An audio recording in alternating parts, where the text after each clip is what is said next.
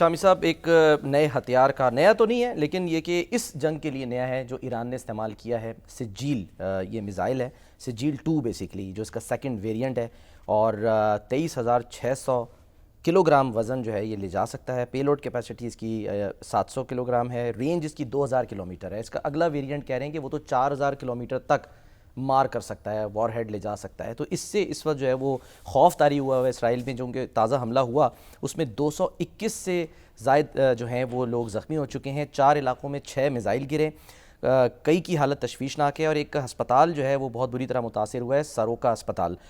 اس کے جو مناظر آئے ہیں اس کے بعد ایک طرف ایران وضاحت کر رہا ہے کہ ہمارا نشانہ وہ نہیں تھا، ہمارا نشانہ جو ہے وہ تو اسرائیلی فوجی command and intelligence headquarter تھا جس کو نشانہ بنایا گیا ہے، وہ صرف شاک ویو کی وجہ سے جو ہے وہ متاثر ہوا ہے۔ تو اس پر نیتن یاہو صاحب جو ہیں وہ کہتے ہیں کہ ایران کو اس کی بھاری قیمت چکانا پڑے گی، اور اب وہ ایک بار پھر دھمکی دے رہے ہیں کہ جی خامنہ ای صاحب جو ہیں ان کو ہم زندہ نہیں رہنے دیں گے، یعنی کہ ان کے جو وزیر دفاع ہیں اسرائیل کارڈز قتل کی بار بار دھمکی دے رہے ہیں۔ دوسری طرف اسرائیل نے ایران کی جوہری تنصیبات کو بھی شامی صاحب نشانہ بنایا ہے، وہاں سے بھی اچھی اطلاعات نہیں آ رہی ہیں۔ ایک طرف ہم دیکھتے ہیں IAEA جو ہے وہ واضح کر رہا ہے کہ جی ایران تو نہیں بنا رہا تھا، دنیا کہہ رہی ہے، لیکن اب حالات اب کس طرف جا رہے ہیں شامی صاحب؟ یہ میزائلوں کا استعمال آگے بڑھتا ہوا نظر آ رہا ہے آپ کو؟ اب دیکھیں روس اور چین جو ہیں وہ بھی درمیان میں ہیں۔ اب دیکھیں چین کو جو تیل جو سپلائی ہوتی ہے وہ ایران سے ہوتی ہے، چین کی معیشت بڑے شدید دباؤ میں آ جائے گی۔ اسی طرح انڈیا بھی متاثر ہوگا، پاکستان بھی متاثر ہوگا، اور روس بھی کوشش کر رہا ہے کہ اس کی ثالثی جو ہے وہ مان لی جائے، اور رابطے ہو رہے ہیں۔ اور یورپ کے ممالک بھی بعض جو ہیں وزرائے خارجہ ان کے، جی ہاں، وہ کہہ رہے ہیں جنیوا میں آنے والے دنوں میں ہو جائیں گے مذاکرات۔ اب دیکھتے ہیں کہ اونٹ کس کروٹ بیٹھتا ہے۔ اور یہ جو اب ایک یعنی اسرائیلی اخبار ہے، اس کی رپورٹ ہے، یعنی جب حملہ ہوا تو کہتے جنگ کے محیط شور میں بٹیام شہر کی رہائشی عمارت پر ایرانی میزائل گرا۔ اس حملے میں متعدد افراد ہلاک اور زخمی ہوئے۔ ان میں زیادہ تر وہ لوگ تھے جن کے پاس محفوظ کمرے یا بیم شیلٹر دستیاب نہیں تھے۔ کچھ لوگ اپنے گھروں میں مارے گئے، کچھ سڑک پہ زخمی ہوئے، کچھ ہمیشہ کے لیے نفسیاتی صدمے میں چلے گئے۔ اور بٹیام کے مختلف محلوں میں لوگ اس وقت شدید خوف میں مبتلا ہو گئے۔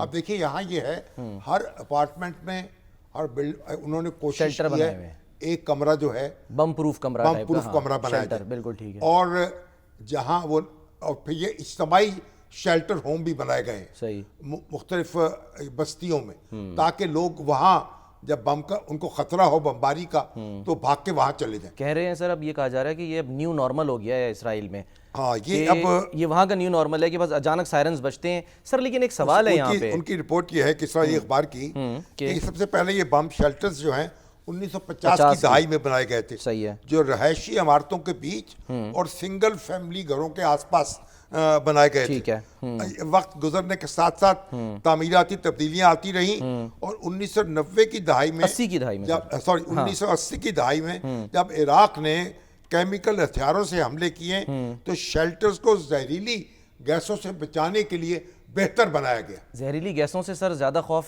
ان کو ہی ہوگا، ظاہر ہے، ان سے زیادہ کس کو ہو سکتا ہے؟ 1991 میں خلیجی جنگ کے بعد ہوم فرنٹ کمانڈ نے یہ لازمی قرار دیا کہ نئی رہائشی عمارات میں ایک مخصوص محفوظ جگہ پروٹیکٹڈ سپیس ہونی چاہیے، اور اس کو کیا اس جگہ کو مامات کہا جاتا ہے، مماد، اور یعنی ایک مخصوص کمرہ جو ایمرجنسی کی صورت میں پناہ گاہ کے طور پر استعمال ہو سکتا ہے۔ صحیح ہے، اور بلڈنگ قوانین کے مطابق یہ کمرہ سیمنٹ اور فولاد سے بنایا جاتا ہے، اور اس کی دیواریں کم از کم 25 سینٹی میٹر موٹی ہوتی ہیں، صحیح ہے، اور اس کا دروازہ دھماکہ روکنے والا ہونا چاہیے۔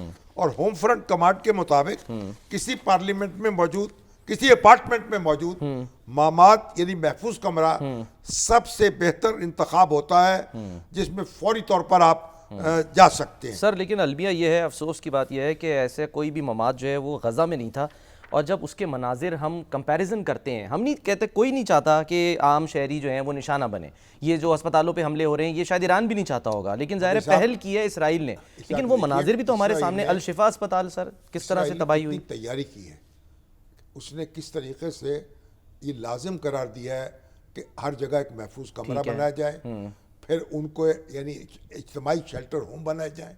جب لوگ ان میں اب ہنگامی حالات ہوتی ہے, لوگ بھاگتے ہیں, وہ جگہ نہیں ملتی, بعض اوقات دم گھٹ جاتا ہے, دروازے کھلے رہ جاتے ہیں, یہ سارا ہوتا ہے. لیکن تیاری جو ہے اسرائیل نے یہ ہنگامی صورتحال سے نپٹنے کی کیسی کر رکھی ہے, یہ بھی ہمیں اس پہ بھی ضرور غور سر کرنا آپ نے ابھی وہ کیونکہ عراق جنگ کا ذکر کیا ہے, میں صرف یاد دہانی کے لیے, یاد کرانے کے لیے کہ کس طرح سے جھوٹ کی بنیاد پر عراق پر حملہ کیا گیا تھا. میں کلپ آپ کو دکھانا چاہ رہا ہوں سر. انہوں نے کہا تھا کہ یہ ویپن آف ماس ڈسٹرکشن. سر وہ جو عراقی مخبر تھا جو بھاگا تھا عراق سے 1999 میں اور کئی ممالک سے ہوتا ہوا جرمنی پہنچا تھا, اس نے پھر آگے چل کے ایک انٹرویو دیا تھا, کوڈ نیم تھا اس کا کرو بال, اصل نام تھا اس کا رافد احمد الوان, کیمیکل انجینئر تھا. اس نے سی بی ایس کو جو انٹرویو دیا تھا اس میں اس نے اقرار کیا تھا کہ اس نے جھوٹ بولا تھا. ذرا یاد دہانی کے لیے, دنیا کو بتانے کے لیے ایک دفعہ پھر دیکھیں اس کو کیا کہا تھا.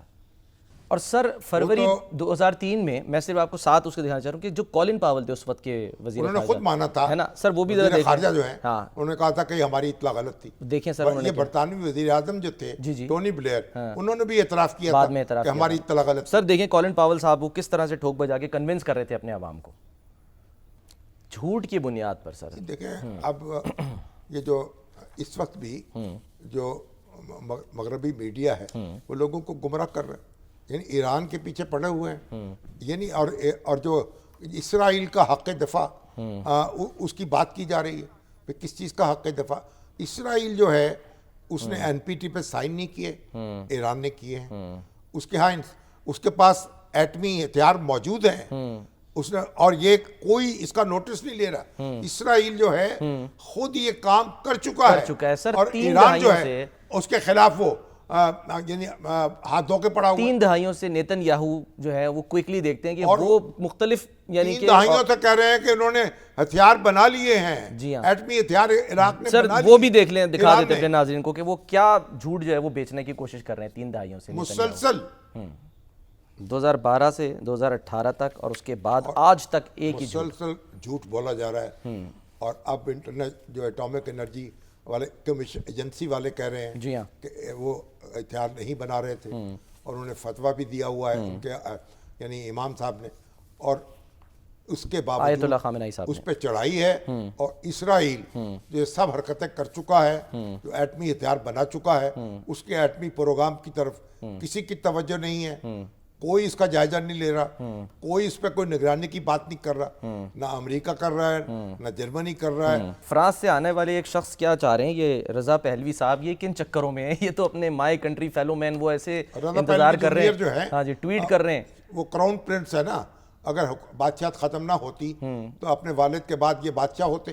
اب وہ اپنا اسی نشے سے میں سرشار ہیں, لیکن ابھی تو کوئی ایسی ان کی فالنگ نظر نہیں آ رہی.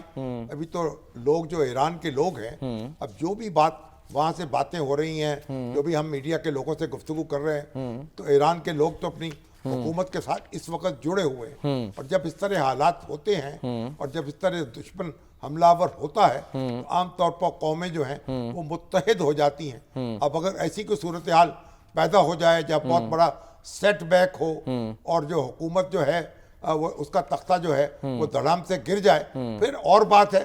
اس وقت اس کے آثار نظر نہیں آ رہے. تو بر رضا پہلوی جو ہیں وہ اپنی جگہ لگے ہوئے ہیں, اور وہ اپنی بادشاہت جو ہے اس کو دوبارہ جمانے خود کو امام خمینی سمجھ رہے ہیں, خود کو شاید لگ رہا ہے وہ امام خمینی کی طرح کیسے آئیں گے, کوئی ان کا استقبال کرنے کے لیے تو مجھے وہاں موجود نظر نہیں آتا. سر ان کے والد جب اطلاعات کے مطابق آپ کو تو یاد ہوگا, ان کے والد جب جا رہے تھے تو اس وقت جو لوگ وہاں پر کھڑے تھے امام خمینی کے انتظار میں, تو ان کو یہ کہا گیا کہ یہ آپ کو چھوڑنے آئے ہیں یا آپ کو الوداع کہنے کے لیے آئے ہیں, یہ ان سے جو ہے وہ کہا گیا تھا. ظاہر ہے اس وقت تو پھر پورا تہران جو ہے وہ ان کے استقبال کے لیے جمع تھا. ایران جو ہے اس کے چپے چپے پہ امام خمینی کے نعرے لگ رہے تھے, تو اس کو تو جان بچا کے بھاگنا پڑا, اور وہیں پھر ان کی موت ہوئی.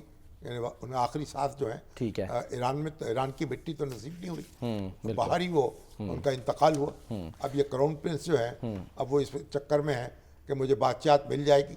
اب دیکھتے ہیں کہ ان کے ساتھ کیا گزرتی ہے. دیوار گریا پہ جا کے دعائیں تو مانگی ہیں انہوں نے 2 سال پہلے, ویڈیو اب وائرل ہو رہی ہے.